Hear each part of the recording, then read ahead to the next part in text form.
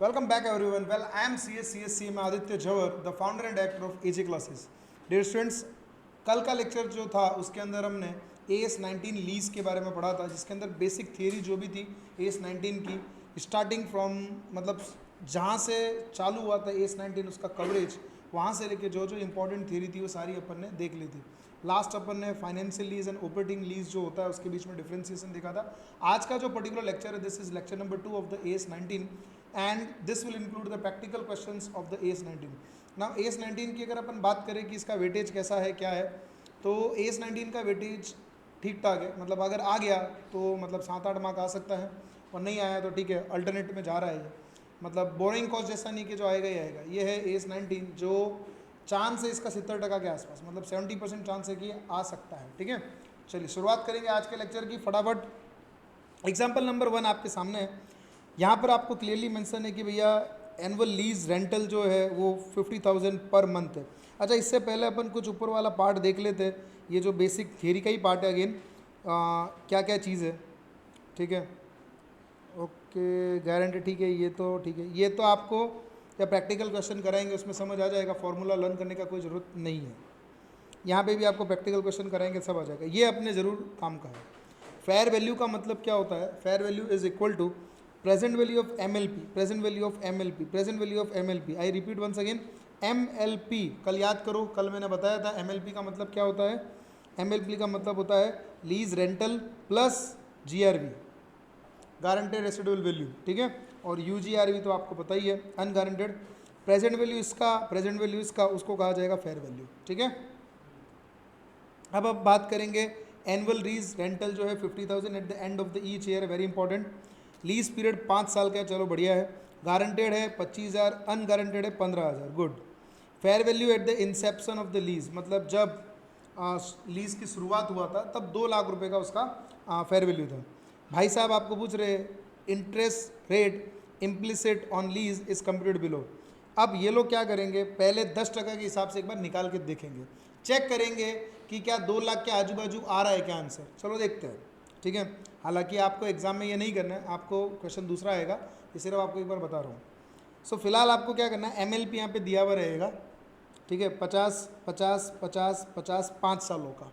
ये लास्ट वाले ईयर के अंदर 25 जो है ये GRV है, और लास्ट वाले के साल के अंदर ये जो है UGRV है।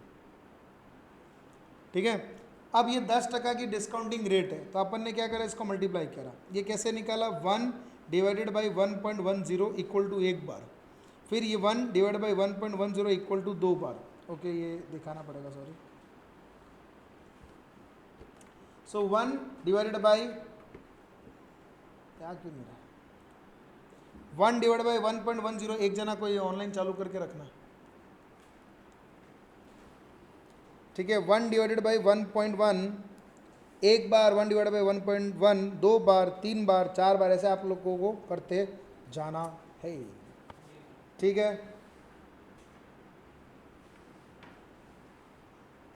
ऐसे करते करते करते जब आप 5वें साल पे आओगे तो ऐसे 3 आ जाएंगे, 0.621 0.621 0.621। ठीक है, अब इन सबको इसके साथ मल्टीप्लाई करना, 1 2 3 ऐसे मल्टीप्लाई करते जाना। ये इसके साथ मल्टीप्लाई, इसके साथ मल्टीप्लाई, काइंड ऑफ। अगर आपको याद हो तो टाइम वैल्यू ऑफ मनी के अंदर अपन ने किया हुआ सेम चीज़, तो बस वही करना है। यहाँ पे कितना आ गया, ये 2,14,340। ओ, अपन को चाहिए था कितना, 2 लाख, आया कितना, 2,14,340 रुपये, मतलब थोड़ा सा ऊपर है, थोड़ा सा ज़्यादा है। अब अपन थोड़ा आगे लेके जाएंगे, थोड़ा आगे लेके जाएंगे, मतलब इसने 14% कुछ ज़्यादा ही आगे ले लिया, 12% 13% के आसपास लेके देखने का।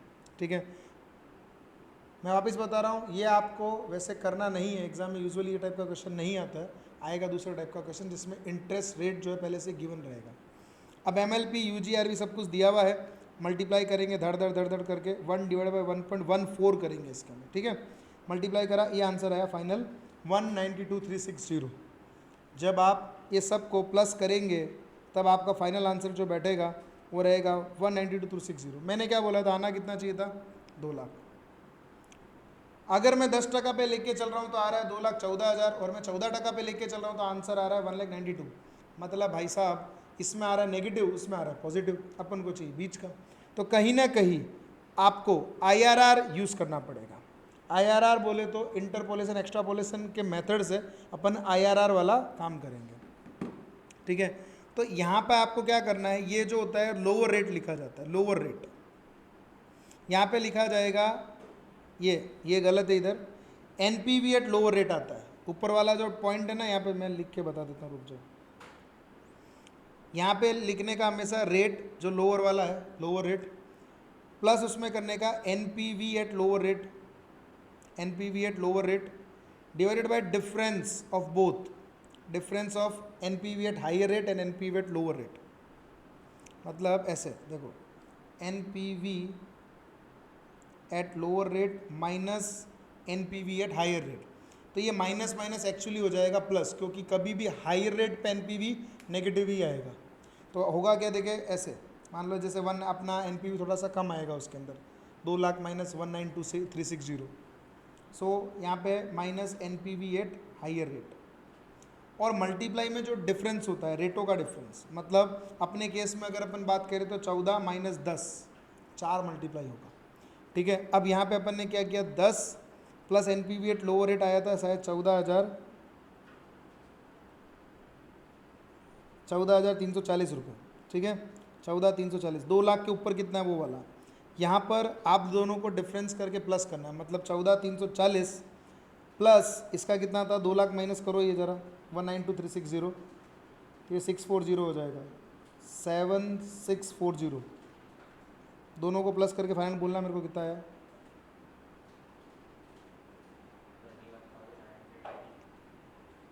नहीं 14340 प्लस 7640, इतना आएगा ही नहीं,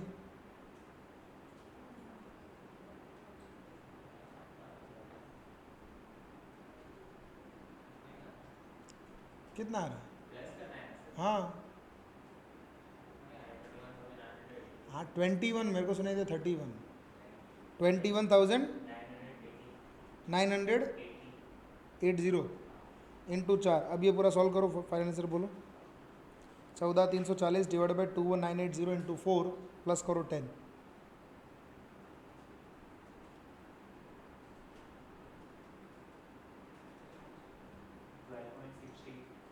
12.6, ठीक है। This is your rate at which NPV will be the zero, इसे कहते हैं rate implicit, interest rate implicit वाला। ये इंटरपोलेशन के फॉर्मूले से होता है, ठीक है। ये वाला एक्चुअली ऐसा नहीं है, ये वाला पार्ट ऊपर आता है और ये वाला जो पार्ट है वो नीचे की साइड आता है हमेशा, वो नियम है, ठीक है। सो बॉस, अब आप इसको एक बार 12.6 के हिसाब से, सेम क्वेश्चन है, इन्होंने 12.6 के हिसाब से आपको निकाल के दिखाएंगे, तब आंसर आएगा 191,500। क्या बोल रहे हो, उसने सिर्फ MLP का निकाला, उसने सिर्फ MLP का, अपन को MLP का निकालना है ना तो सिर्फ GRV लेंगे, अगर अपन को पूरा रेट इम्प्लिसिट रेट निकालना है तब अपन को GRV लेना, फेयर वैल्यू निकालना है तब।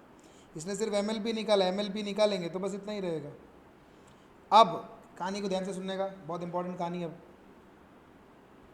अपन कितने पे उसको रिकॉर्ड करेंगे, तो रिकॉर्ड हमेशा UGRV वाला कंटेंट नहीं होता है, रिकॉर्ड हमेशा UGRV वाला जो है वो कंटेंट नहीं होता है, ठीक है। कितना रिकॉर्ड होगा, इन दोनों में से विच एवर इज लोअर वो रिकॉर्ड होता है, मतलब प्रेजेंट वैल्यू ऑफ MLP और fair value of the asset जो गिवन है क्वेश्चन के अंदर, इनमें से जो लोअर है वो वाला रिकॉर्ड होता है, ठीक है। अगर फॉर एग्जांपल तुम्हारा मान लो लेट से प्रेजेंट वैल्यू ऑफ MLP मान लो 2,10,000 आ जाता, और तो ये फेयर वैल्यू 2 लाख होता, तो फिर वो 2 लाख पे रिकॉर्ड होती है asset, which ever is lower, prudence concept, ठीक है। तो ये एंट्री हो गई, asset account debit to lessor 1,91,500, 1,91,500, क्योंकि UGRV कंफर्म नहीं है तो we can not record right now.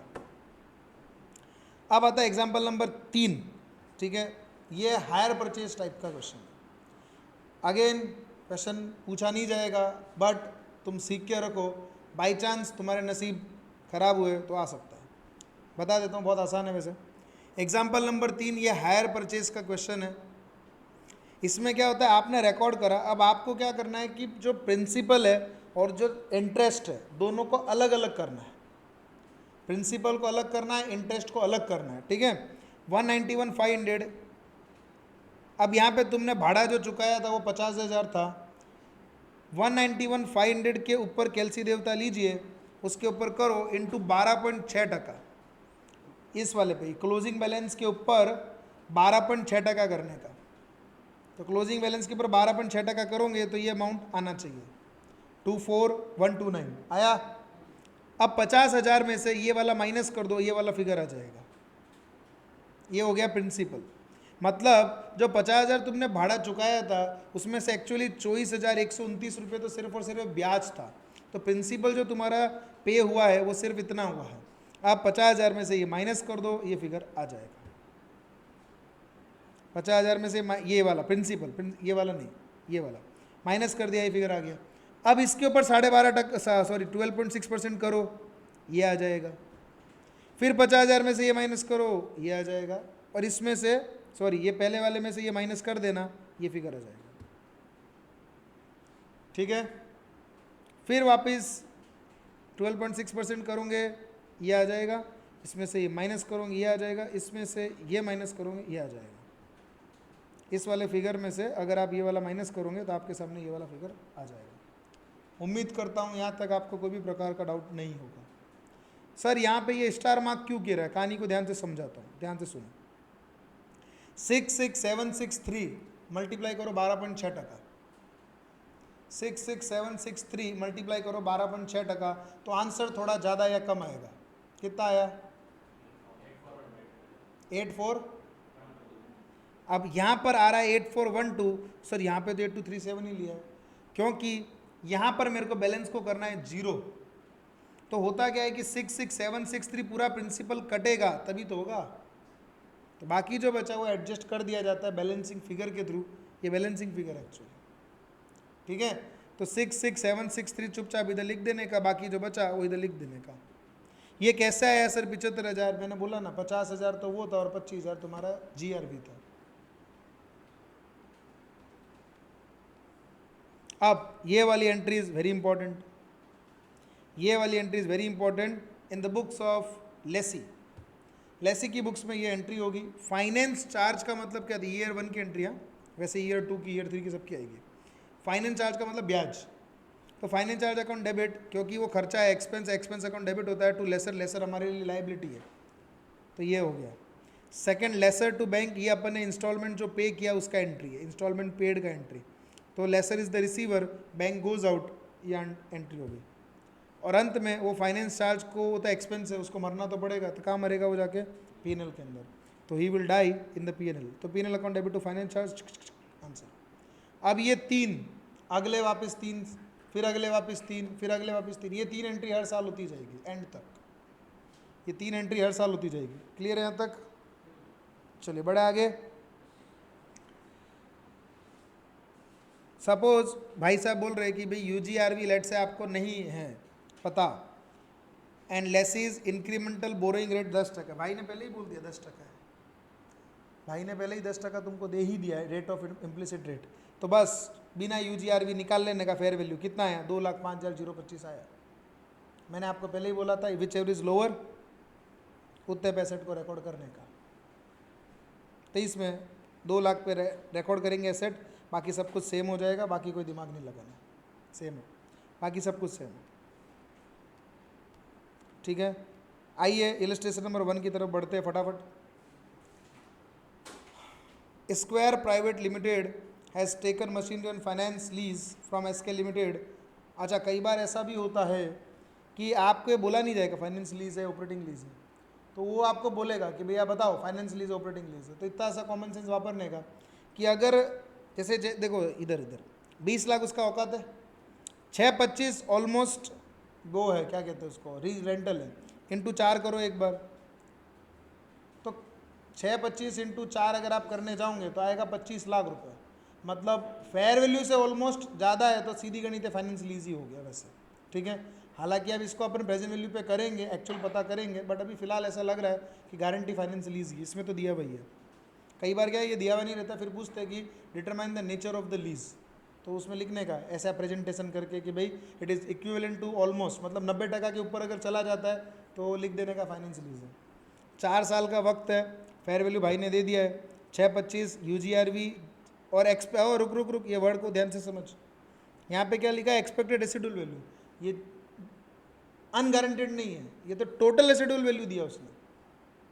Total residual value कितना है 375, उसमें से गारंटेड इतना है, तो बाकी बचा वो क्या है, ध्यान से समझने का। बच्चा यहाँ पे गलती करता है, यहाँ पे इसको अनगारंटेड कंसिडर कर लेता है, सिर्फ एक गलती की वजह से उसके 7 मार्क्स चले जाते हैं, क्योंकि तुम्हारा सब कुछ गलत हो जाएगा।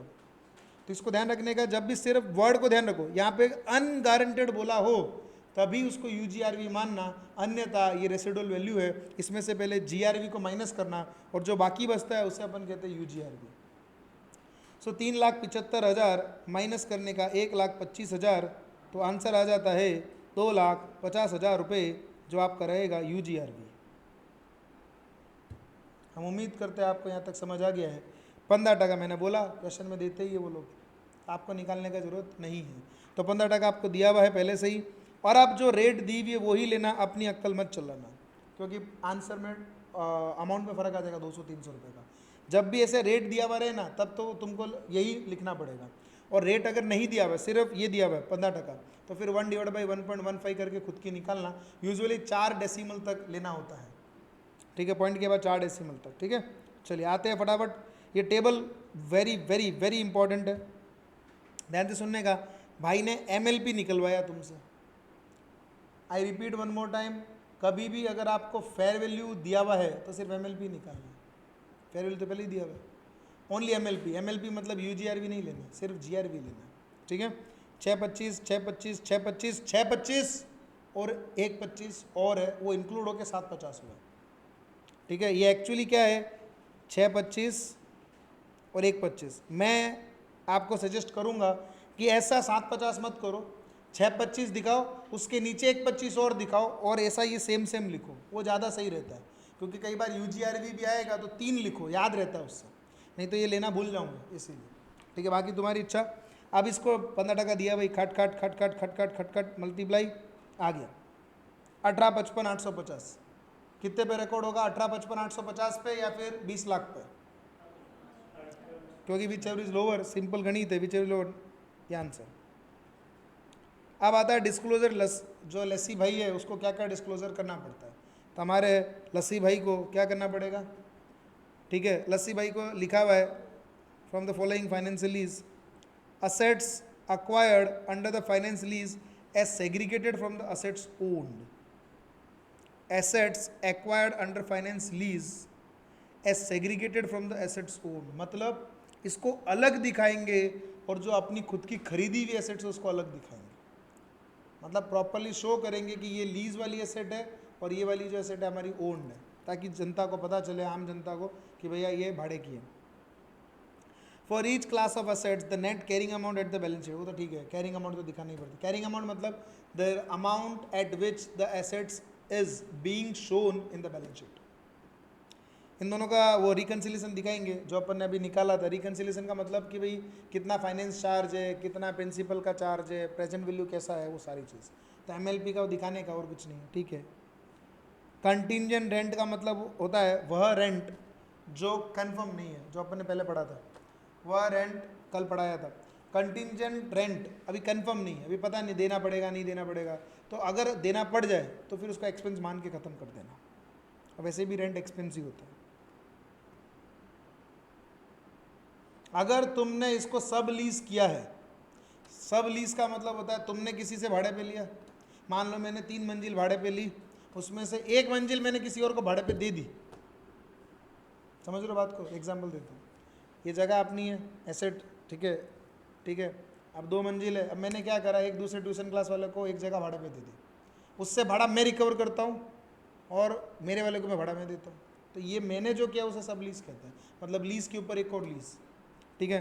The total of the minimum lease, सब लीज का जो पेमेंट आएगा, ठीक है, expected to be received under non cancellable sub lease at the balance sheet date. तुम्हारा कितना पैसे आने वाला है उसके ऊपर, तुम्हारा टोटल कितना अमाउंट आना है। इसके 2 तरीके हो सकते हैं, एक तुम्हें एज ए इनकम दिखा दो, दूसरा जो ज़्यादा अप्रोप्रिएट है, अपना जो टोटल लीज रेंटल है उसमें से इसको माइनस कर दो, नेट कर दो, तो वो भी चलेगा, मतलब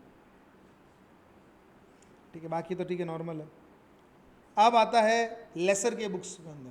अभी तक जो अपन ने पढ़ा था लेसी, अब पढ़ेंगे अपन लेसर। ठीक है, लेसर वो तो भैया उसके लिए तो एसेट ही खरीद रहा है वो एक तरह से, तो बस वो एसेट की एंट्री कर देगा। तो the lessor should recognise asset given under a finance lease in its balance sheet as a receivable at an amount equal to the net investment. Net investment, net investment ये कहीं पे पड़ा हुआ है, याद आ रहा है? नहीं याद आ रहा है? याद आ रहा है? हाँ, ये किस पे दिखाएगा? नेट इन्वेस्टमेंट पे दिखाएगा।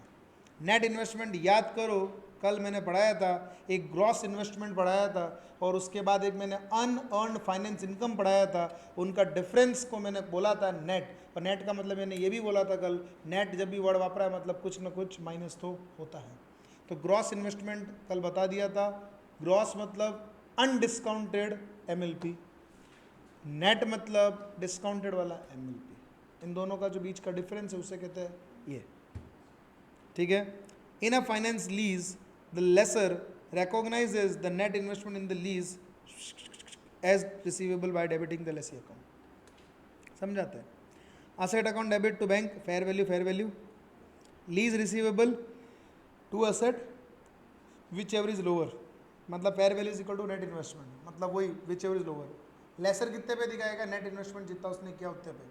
एसेट को रिकॉग्नाइज करेगा फेयर वैल्यू पे, और लेसी से पैसा निकलवाना जो दिखेगा उसको वो कहेगा नेट इन्वेस्टमेंट इतना है मेरा इसके अंदर, उतने पे दिखाएगा। ठीक है, it is normal equal to the fair value. GI कल बोल ही दिया था मैंने, MLP plus UGRV. Repeat again, gross के अंदर डिस्काउंट नहीं करने का, प्रेजेंट वैल्यू पे नहीं लाने का, चुपचाप। जैसे पिछला क्वेश्चन बताता हूँ, 625 हुआ था, 4 साल तक भाड़ा मिलेगा, 625 जितना, तो 25 लाख ये हो गए, और प्लस यूजीआरवी मेरा था शायद 2.5 लाख रुपये, तो कितना हुआ वो मेरा टोटल 2750, और प्लस मेरा 1.25 और था, 1.25 किसका था? जीआरवी, तो मैंने और जोड़ दिया, तो टोटल मेरे पास कितना हो गया?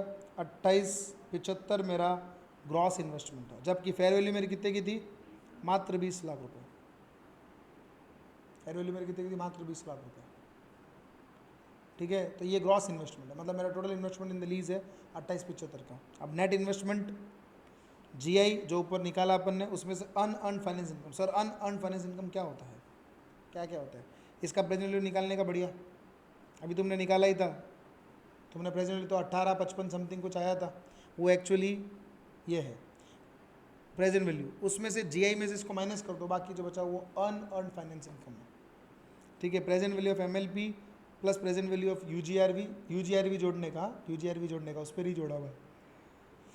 जीआई में से इसको जब माइनस कर दोगे तो मिल जाएगा आपको अनअर्न्ड फाइनेंस इनकम, और जब ग्रॉस इन्वेस्टमेंट से अनअर्न्ड को माइनस कर दोगे तो मिल जाएगा आपको net investment in the lease. It is almost equal to the fair value of the asset, it is almost equal to the fair value of the asset. लिखा भैया,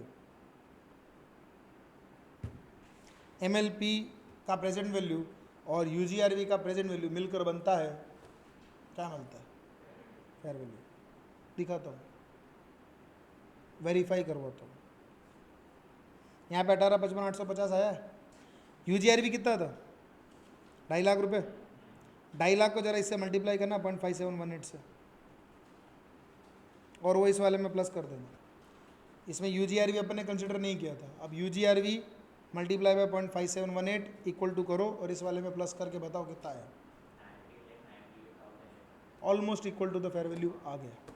समझे? यही मैं बताना चाह रहा हूँ।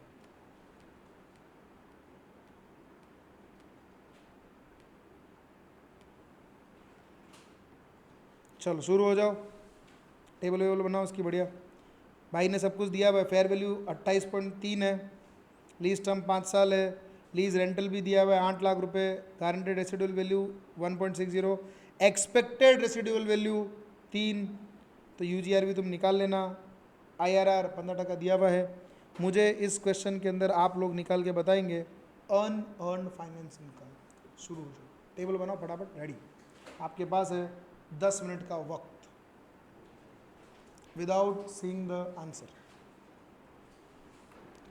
सो सिंपल है, आठ आठ आठ आठ आठ करते जाओ कंटिन्यूस। देखो इस बार इसने भी क्या करा है, जैसा मैंने बोला वैसे ही किया। एक एक करके जो अपन को करना चाहिए वैसे ही इसने बेचारे ने इस बार किया है। देखो यहाँ पर फिर यहाँ पे अलग से यूजीआर भी दिखाया, क्योंकि टोटल 3 लाख का रेसिडुअल वैल्यू था, उसमें 160 अलग कर दिया, 140 अलग कर दिया। ठीक है, टोटल किया। ये वाला पार्ट अपन को एमएलपी है, यहाँ तक का जो पार्ट है इसने अलग अलग क्यों किया, दिखाने के लिए कि यहाँ पर एमएलपी है, ये वाला फेयर वैल्यू तक का है। अभी ये बाकी जो बचा वो आ गया अपना अनअर्न्ड फाइनेंस इनकम, ये आ गया तुम्हारा, मतलब अनअर्न्ड आ गया और ग्रॉस आ गया, तो नेट अपने आप ही आ जाएगा। तो ये दिस इज नेट, बस चैप्टर ख़त्म है।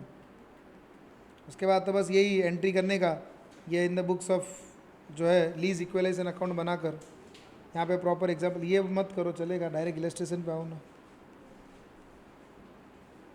ये वाला जो पार्ट है जैसे disclosure by the lessee, lessee क्या क्या करेगा, जैसे रेंटल उसने कितना चुकाया, फाइनेंस इनका, फाइनेंस उसके चार्जेस कितने लगे थे, उसने सब लीज़ किया तो रिकॉर्ड हुआ कि नहीं हुआ, लीज़ पेमेंट पीएनएल के अंदर रिकॉर्ड कितना किया, ठीक है, कितने साल के लिए लीज़ है, टर्म्स ऑफ द एग्रीमेंट क्या है, कंटिजेंट है कि नहीं है। तो ये सारे डिस्क्लोजर्स है, not going to expected in the examination, मतलब आने के चांसेस बहुत कम है। आएगा सिर्फ जो मैंने बोला आपको प्रैक्टिकल क्वेश्चन अच्छे से करने का, टेबल बना के, बाकी कुछ खास है नहीं इसके अंदर। देखते कुछ ढंग का है क्या।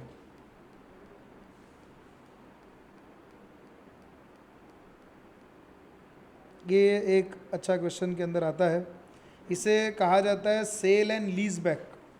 थोड़ा ध्यान से देखो इधर, इसके क्वेश्चन सिमिलर ही रहेंगे, आप कोई भी उठा के देख लेना। इसके अगर आपको अच्छे क्वेश्चन चाहिए, ठीक है, मतलब लीज के अंदर करने हैं, तो सीएमए की मॉड्यूल उठाना, सीएमए इंटर की मॉड्यूल के अंदर लीज का एक चैप्टर है फाइनेंशियल अकाउंटिंग वाले में, उसके अंदर 2-3 अच्छे क्वेश्चंस है, मतलब है रिपीटेशन ही, बस थोड़ा एक्स्ट्रा क्वेश्चन प्रैक्टिस करने को मिल जाएंगे, क्योंकि तुम्हारी बुक में इतने क्वेश्चन है नहीं, तो वहाँ से तुमको मिल जाएंगे। अब ये क्या है, sale and lease back. The basis of the sale and the lease back agreement is simply that one sells an asset for cash and leased it back from the buyer. मतलब तुमने माल बेच दिया, अब तुमको वो यूज़ करना है, तुमने भाड़े पे वापस ले लिया, तो बोले सर ऐसी बेवकूफ़ी करनी ही क्यों है, मतलब मैंने ही खरीदा, मैंने बेचा, मैंने बेच दिया, मतलब मेरे पास एसेट चली गई, अब मुझे यूज़ करना, मैंने वापस भाड़े पे ले लिया, तो सेल कर दिया, वापस लीज बैक वापस ले लिया।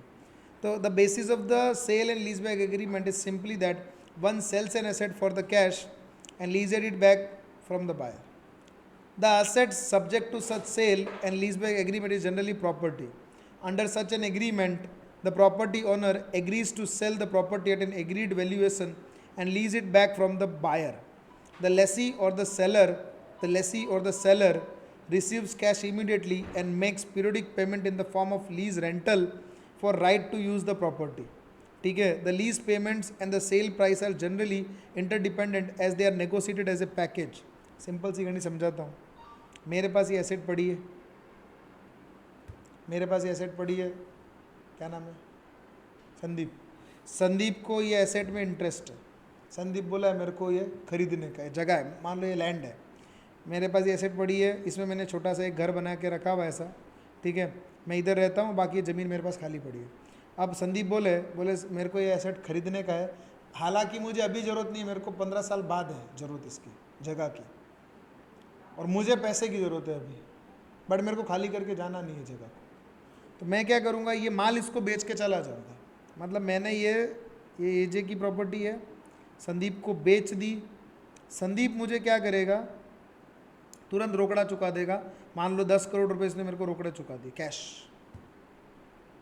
अब मैं संदीप को क्या बोलूँगा, तेरे को तो आज ज़रूरत है नहीं जगह की, तो मैं तेरे को पोजेसन नहीं दे रहा हूँ, तो एक काम कर, यही है जगह मेरे को वापस भाड़े पे दे दे। मतलब मैंने मेरा माल बेचा और वही जगह को भाड़े पे ले लिया, अब मुझे उससे क्या फ़ायदा है, मुझे आज 10 करोड़ रुपए मिल गया, अब मैं इसको थोड़ा थोड़ा 50-50 लाख रुपए करके क्या करूँगा, लीज रेंटल देता रहूँगा थोड़ा थोड़ा करके। तो मेरे जेब से 10 करोड़ आए, गया कितना आज 50 लाख, फिर अगले साल 50 लाख, फिर अगले साल 50 lakh.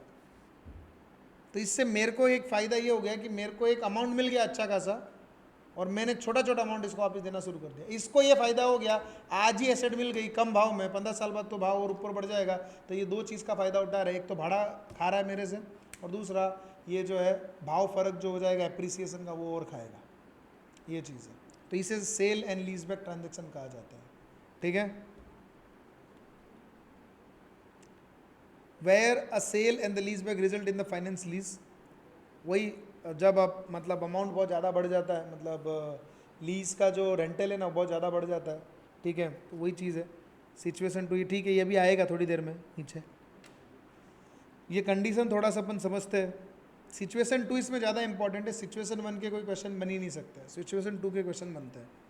Wire sale and lease back result in the operating lease, तो जब sale price is equal to fair value, very important, sale price fair value दोनों इक्वल है, जितने में बेचा और जितने की लीज की वैल्यू ओवरऑल एमएलपी सब प्रेजेंट वैल्यू पे वो इक्वल है। जो भी प्रॉफिट एंड लॉस अगर होता है वो तुरंत ही रिकॉग्नाइज कर लेने का है। अभी क्वेश्चन आएगा तब समझेगा तुमको। सेल प्राइस लेस है फेयर वैल्यू से, सेल प्राइस लेस है फेयर वैल्यू से, प्रॉफिट एंड लॉस तुरंत रिकॉग्नाइज कर लिया जाएगा। और अगर कुछ लॉसेज है, ठीक है, और अगर कुछ लॉसेज है तो उसको अमोर्टाइज कर दिया जाएगा over the period of the time of the asset. कुछ लॉसेज है, ठीक है, वो over the period proportion to the lease payment के सबसे अमोर्टाइज कर दिया जाएगा। आगे क्वेश्चन आएगा तब समझोगे। इतना सा याद रखो कि जब इक्वल है, लॉस अगर हो गया, प्रॉफिट अगर हो गया, immediately recognise. Sale price less than the fair value है तो लॉस तो होने वाला है, तो आज पूरा का पूरा रिकॉग्नाइज नहीं करेंगे। जितना अपन को आज सेट का टाइम पीरियड है उस अकॉर्डिंगली, जितना रेंटल है उस अकॉर्डिंगली हम लोग क्या करेंगे, प्रोपोर्शनेट बेसिस के ऊपर उसको वो क्या बोलते हैं वो करेंगे, अमोर्टाइज करेंगे, मतलब पीएल में डेबिट करेंगे। सेल प्राइस ग्रेटर है, क्या बात है, सेल प्राइस ग्रेटर है फेयर वैल्यू से, मतलब फ़ायदा है। The excess over fair value should be deferred and amortised over the period for we expected to be use. Again मतलब वही है, प्रॉफिट को तुरंत न दिखाओ, थोड़ा थोड़ा करके दिखाओ। अभी ये क्वेश्चन आएगा एक, तब समझोगे तुम अच्छे से। ये क्वेश्चन बहुत अच्छा है, 3 बार आ चुका है, मतलब 3 बार आ चुका है क्वेश्चन, बहुत अच्छा क्वेश्चन है। सीएमए में तो भर भर के आता है बार बार, और सीए के अंदर भी इसके चांसेस 3 बार, शायद जहाँ तक मैंने देखा है पिछले 6 सालों में 3 बार आ चुका है, बाकी के भी आए तो पता नहीं। A limited sold machinery having WDV 40 lakh. Oh, A limited ने एक माल बेचा है जिसका WDV 40 लाख रुपए का, ठीक है, बेचा कितने में, 50 लाख, मतलब फ़ायदा है 10 लाख का ए लिमिटेड को। सेम लीज बैक कर दिया गया था B limited to A limited, ये ऑपरेटिंग लीज है। अब ये जो कंडीशन से अपन को काम आएगी जो ऊपर पड़ी थी, sale price 50 lakh equal to the fair value, ठीक है, 40 लाख का माल था, 50 लाख में मैंने बेचा है, 10 लाख का मेरे को फिलहाल प्रॉफिट है। वो बोलता है सेल प्राइस ही 50 लाख है जो फेयर वैल्यू की इक्वल है, प्रॉफिट हुआ इसमें कुछ भी नहीं है, ठीक है, प्रॉफिट हुआ इसमें कुछ भी नहीं है, ठीक है, in the books of lessee, ठीक है। Sale price of 50 lakh is equal to the fair value. अब फेयर वैल्यू 60 लाख रुपीज़, जब फेयर वैल्यू 60 लाख रुपए का है, ठीक है, वैन फेयर वैल्यू, तो अब यहाँ से यहाँ तक का डिफरेंस कितना है, 20 लाख रुपीज़ का है। रिपीट रिपीट रिपीट, ध्यान से सुनो। 40 लाख रुपए की एसेट अपन ने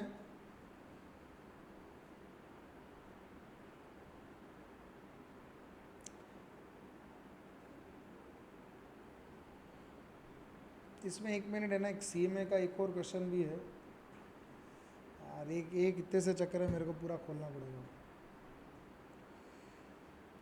ठीक है, इट विल टेक टाइम। इसके साथ एक सीएमए का क्वेश्चन और है, वो साथ साथ में कराऊंगा, ठीक है।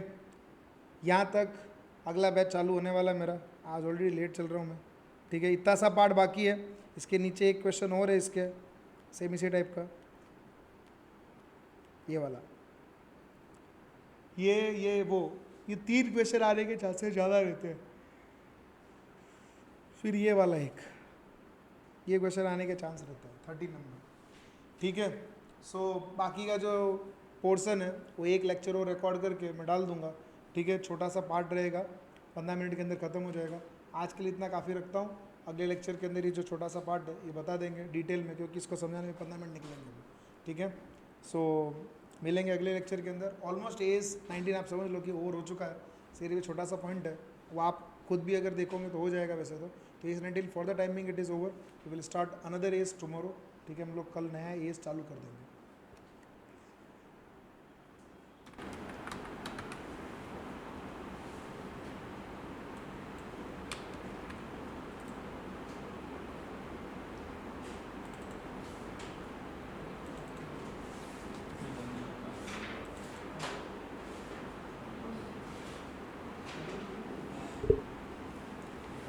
उसको क्या देख कर होता है?